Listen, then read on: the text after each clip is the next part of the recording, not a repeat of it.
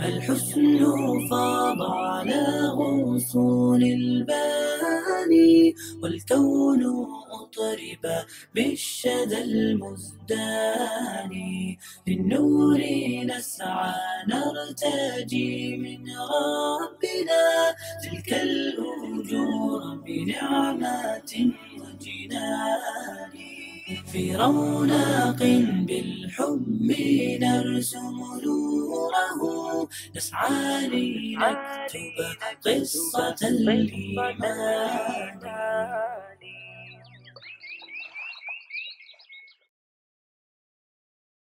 Salam alaikum et bonjour, bienvenue dans cette émission dédiée aux convertis à l'islam. Aujourd'hui, nous sommes avec une figure emblématique du dialogue interreligieux francophone qui n'est autre que Karim Al-Hanifi. Karim est d'origine française, mais il habite aujourd'hui en Belgique, dans la capitale Bruxelles. À travers plusieurs années et afin de montrer la vérité, Karim s'est spécialisé dans le dialogue interreligieux avec différents acteurs du christianisme et du judaïsme. Sans tarder, voici son portrait. Bien, bonjour, je m'appelle Karim Al-Hanifi, j'ai 33 ans et je suis converti à l'islam. La cause en tout cas de ma conversion à l'islam, qui remonte à il y a 14 ans quand même, c'était en 2002. J'ai discuté avec une personne et cette personne-là, elle m'a en fait mis un doute, une idée en tête sur laquelle j'ai dû réfléchir et me poser par la suite. C'était de me laisser une idée, comme une forme d'inception mais à l'état d'éveil. C'est-à-dire qu'elle m'a parlé du jour du jugement, elle m'a parlé de ce qui se passe après la mort. Et en fait, comme je n'étais pas musulman à l'époque, j'étais quelqu'un de chrétien catholique, mais qui n'était pas réellement pratiquant, je me suis interrogé et pendant des jours, j'ai médité sur la question. C'est-à-dire, et si cette personne-là, elle avait raison? Et ça a été une toute petite chose. Mais ce petit déclic a fait qu'ensuite, je me suis intéressé de plus près à la religion musulmane. Et en fait, ce qui s'est passé, c'est qu'après, j'ai, par mes propres moyens, essayé de me pencher vers la lecture, comprendre réellement qu'est-ce qu'était cette religion. Parce que si on regarde bien, le contexte juste après dans lequel je me suis converti, c'était après les attentats du 11 septembre 2001. Et donc voilà, le climat ambiant n'était pas très simple. Dans ma famille, on ne peut pas dire que c'était des gens qui étaient très proches de l'islam et qui n'avaient qu'une vision médiatique de cette religion. En me penchant plus près des textes, ça m'a permis en fait d'enlever le voile médiatique et de m'approcher réellement des textes et de la réelle substance de cette religion. Donc j'ai commencé à étudier un petit peu, tout seul bien évidemment, et ensuite je me suis dit mais pourquoi pas? Et si il y avait réellement la vérité dans cette religion? Et donc je me suis penché avec beaucoup d'efforts et de sincérité à l'époque. Je cherchais vraiment la vérité. Et je me suis dit, eh bien, lance-toi. Donc je vais vous faire part de l'expérience qui m'est arrivée. C'est assez étrange. Certaines personnes pourraient y voir différentes interprétations. Coïncidence. D'autres pourraient y voir un piège du diable. Et d'autres, la guidée de Dieu. Donc ce genre d'expérience, c'est ce qui a été l'élément déclencheur qui a fait que le lendemain, je suis parti me convertir. En fait, je me posais énormément de questions sur l'islam. Je me disais, est-ce que c'est vraiment le chemin à suivre? Mon Dieu, guide-moi. J'étais vraiment sincère dans cette démarche-là à l'époque. Et donc, ce qui a été étrange, c'est que donc, je me suis réveillé en pleine nuit, donc ce n'était pas un rêve.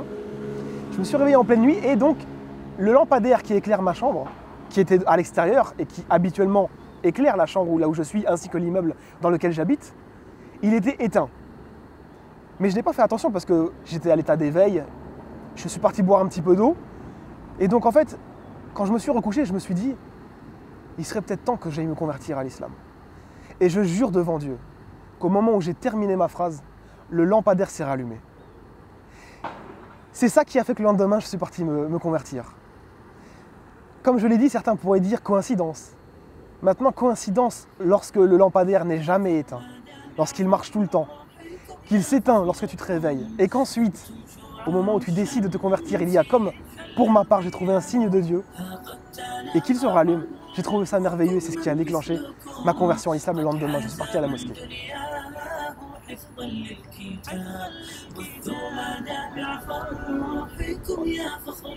Tu t'écoutes? C'est vrai, monsieur d'accord.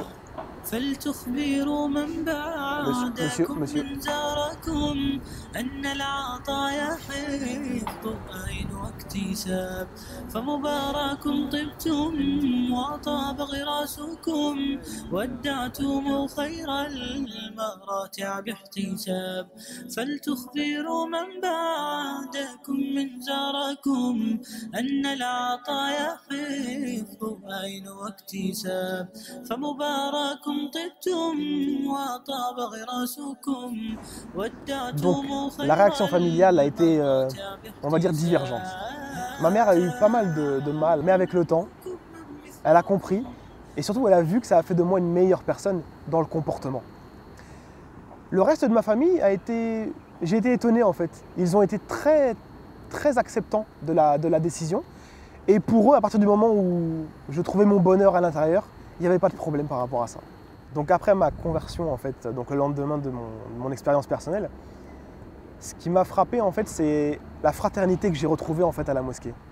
C'est-à-dire que j'ai été accueilli par des gens qui ont vraiment tout fait pour m'aider dans mes premiers pas vis-à-vis de la nouvelle religion que je venais d'embrasser. Puisque lorsqu'on arrive, c'est vrai qu'on est dans un terre inconnu, on ne connaît pas forcément les choses, et donc on a besoin d'être aiguillé. La première chose que j'ai faite, ça a été de reprendre les sources de base. J'ai lu le Coran. Il fallait que je le fasse. Parce qu'en fait, on va dire, c'est ce qui est la base. Et c'est ce qui m'a permis de comprendre le but de ma création. Parce qu'avant, en fait, je me posais des questions. Pourquoi est-ce que j'ai été créé? Quel est mon but sur la terre? Et qu'est-ce qui va arriver une fois que je serai mort? Et toutes ces choses-là, en fait, j'ai trouvé des réponses à l'intérieur du Saint-Coran. Donc, j'ai débuté en fait mes premiers pas en achetant beaucoup de livres. Donc en fait, j'ai eu besoin de prendre mon temps pour comprendre réellement ce qu'était que l'islam. Ça m'a permis au moins de développer plusieurs choses. Déjà, c'est ma capacité de lecture, parce qu'avant, j'étais quelqu'un qui ne lisait absolument pas. Et subhanallah, bizarrement, eh ben, d'avoir lu le Coran et de me mettre à une passion nouvelle, eh ben, ça m'a permis d'aimer la lecture. Mais vraiment d'aimer énormément, avec beaucoup d'amour pour cette matière-là, alors qu'avant, je n'y prêtais aucune attention. Ensuite, voilà, j'ai fait mes premiers pas donc, dans la pratique de l'islam. Donc j'ai commencé avec la prière, avec les choses qui sont demandées, mais j'ai aussi beaucoup axé la spiritualité. Ça a été ça le domaine vraiment sur lequel je me suis focalisé pour essayer de changer mon comportement. Mais disons que j'ai mûri et j'ai réussi à évoluer. Parce que lorsque je me suis converti, j'avais 19 ans, donc j'étais quand même très jeune. Et aujourd'hui, 14 ans après, je suis très fier d'avoir fait ce choix qui m'a permis d'évoluer dans la vie, qui m'a permis de changer vraiment la personne que j'étais. Et je ne remercierai jamais assez Dieu par rapport à ce don qu'il m'a fait.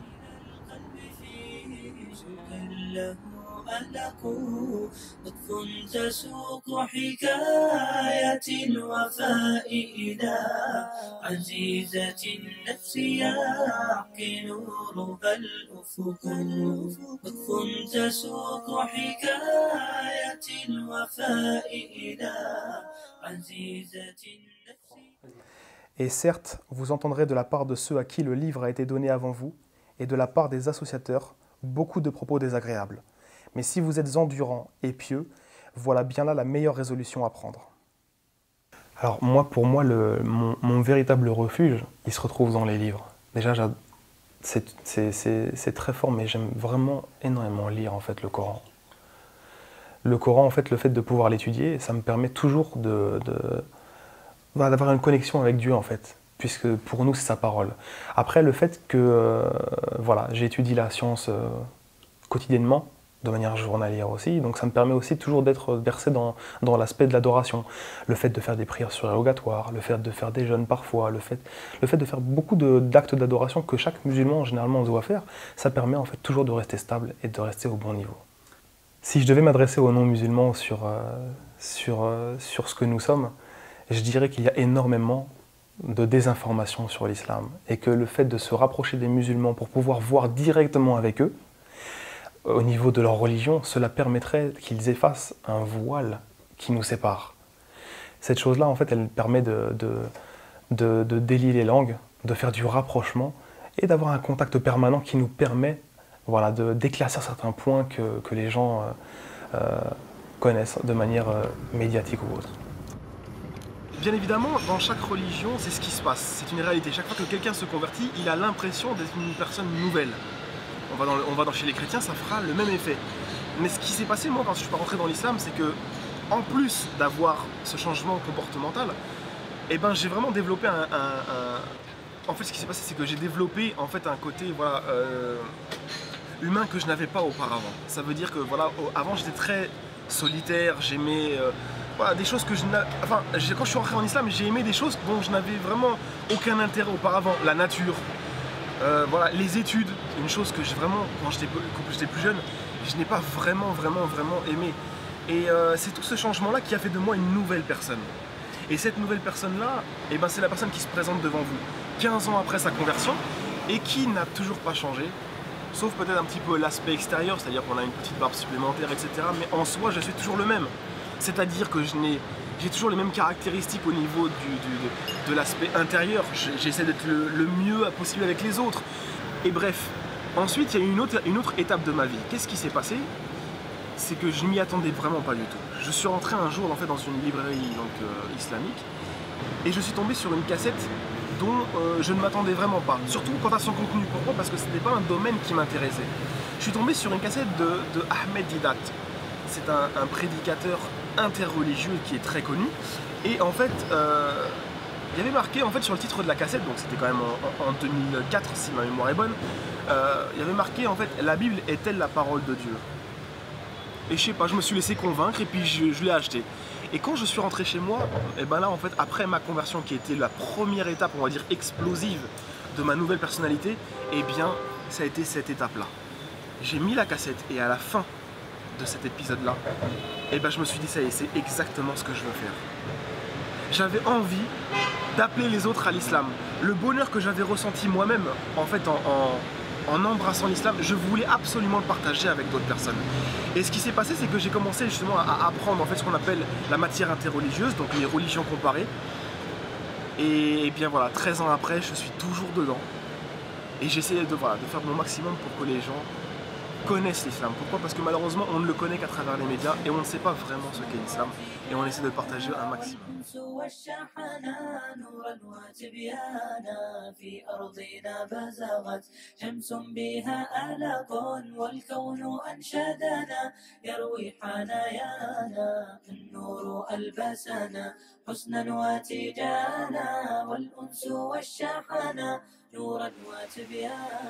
Karim a fondé en 2016 le Centre de recherche en religion comparée qui a 3 vocations. Premièrement, appeler les gens à l'islam. Ensuite, réformer la matière interreligieuse ainsi que toute son argumentation. Et pour finir, répondre aux ambiguïtés sur l'islam et redorer son image aux yeux de nos concitoyens.